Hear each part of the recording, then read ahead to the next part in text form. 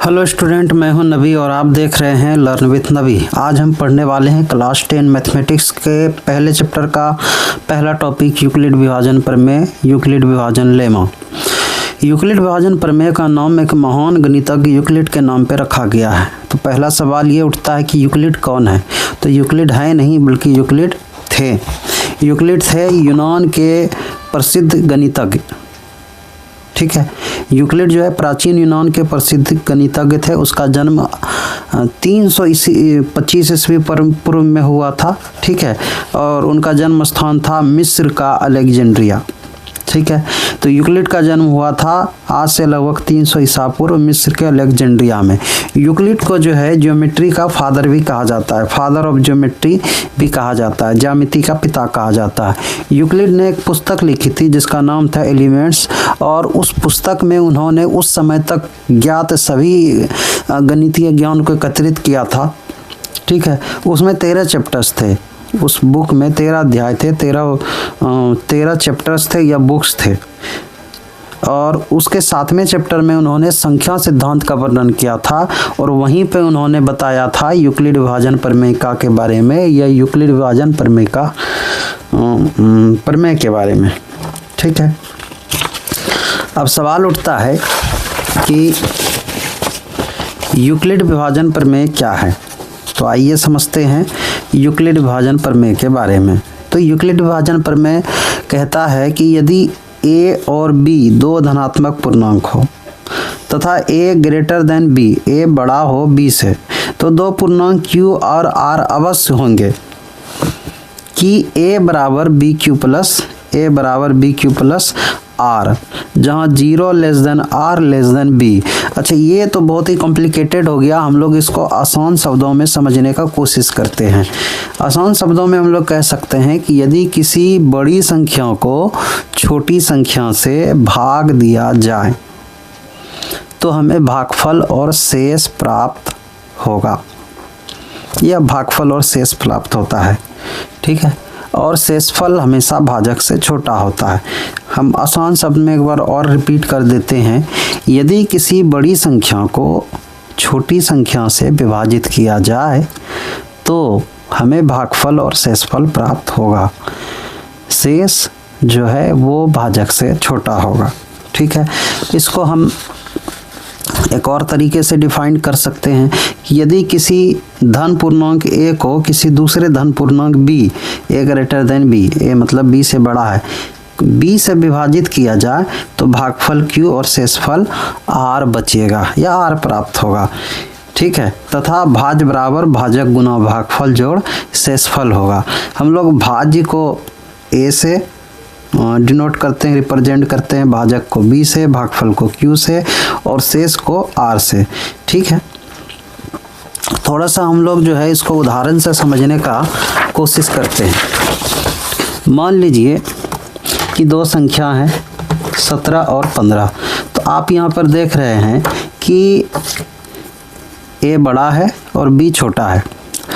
ठीक है, यदि हम a को यानी 17 को 5 से विभाजित करें तो हमें भागफल क्या मिलेगा? भागफल मिलेगा 3, 5 दिया 15। ठीक है, और शेषफल क्या मिलेगा? 2। अब हम 17 को इस तरह से लिख सकते हैं, 17 बराबर 17 यहाँ पर a है और 5 जो है ये b है, 3 जो है ये q है और ये जो 2 रिमाइंडर बचा ये r है। तो हम 17 को लिख सकते हैं 5 गुना 3 जोड़ 2। आप यहाँ पर देखें ये जो r है शेष जो है ये भाजक से छोटा है, r2 है और b जो है वो 5 है। तो 17 बराबर 5 गुना 3 जोड़ 2। ठीक है, यही हमें बताता है यूक्लिड विभाजन प्रमेय। अच्छा, इस प्रमेय का इम्पोर्टेंट क्या है, क्या महत्व है इसका? तो सबसे पहली बात, ये प्रमेय लगभग 2300 वर्ष पुराना है। इस प्रमेय के आधार पर ही बाद में महत्तम समवर्तक, जिसको हम लोग HCF या GCD कहते हैं, हाईएस्ट कॉमन फैक्टर या ग्रेटेस्ट कॉमन डिवाइजर, निकालने की विधि बनी। ठीक है, अच्छा, इसके अलावा हमारे लिए क्या इम्पोर्टेंट है भाई? तो बोर्ड एग्जाम में इस टॉपिक से 3 या 4 नंबर के प्रश्न पक्के पूछे जाते हैं, चाहे आप बिहार बोर्ड के स्टूडेंट हो या CBSE बोर्ड के हो या ICSE बोर्ड के हो। हर एग्ज़ाम में यहाँ से प्रश्न ज़रूर पूछे जाते हैं। अच्छा, अब हम लोग देखते हैं कि हम इसकी सहायता से किस तरह से SCF निकाल सकते हैं। ठीक है, बोर्ड में यहाँ से क्या प्रश्न पूछे जाते हैं।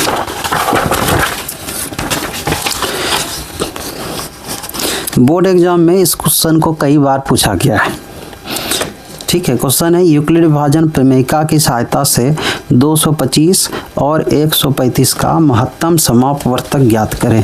तो सबसे पहले हम लोग यहाँ पे देख रहे हैं कि 225 जो है वो बड़ा है 135 से। ठीक है, इसलिए हम 225 को मान लेते हैं A और 135 को मान लेते हैं 135 को मान लेते हैं B। यदि हम अच्छा, यूक्लिड विभाजन प्रमेयिका हमें क्या कहता है? कहता है A बराबर BQ प्लस R। ओके, तो A बराबर हमने माना है 225 और B बराबर माना है 135। अब प्रॉब्लम है कि भाई Q क्या होगा। ठीक है, तो 225 को अगर हम 135 से डिवाइड करें, ओके, तो हमको भागफल मिलेगा 1, यानी Q का मान होगा 1। और शेषफल क्या मिलेगा? तो शेषफल हमें मिलेगा 90। ठीक है, अच्छा, यहाँ पर आप देखिए कि भागफल जो है वो 1 है और शेषफल 90 है। ओके, अब हम क्या करेंगे कि ये जो 135 है या जो B है, अब हम इसको मान लेंगे A और 90 ये जो R है इसको मान लेंगे B। ये A बन जाएगा, ये B बन जाएगा, यानी अब हम 135 को डिवाइड करेंगे किससे? 90 से।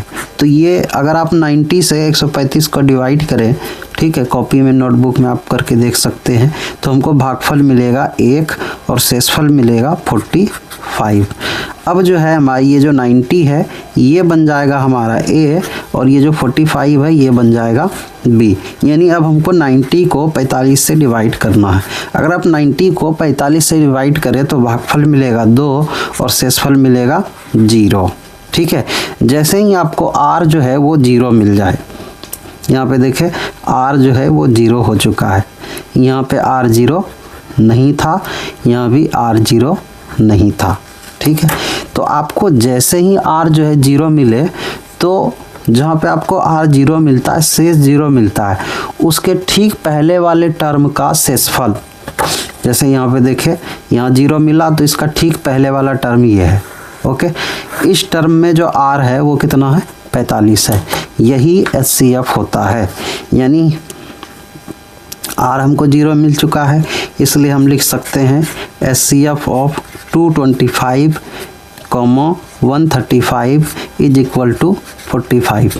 ठीक है, अगर आप बोर्ड एग्ज़ाम में सही से स्टेप लिखते हैं, ठीक ठीक स्टेप लिखते हैं, आपका गलती नहीं होता है, तो यहाँ से 2 से 3 नंबर आपके पक्के हैं। वीडियो देखने के लिए धन्यवाद।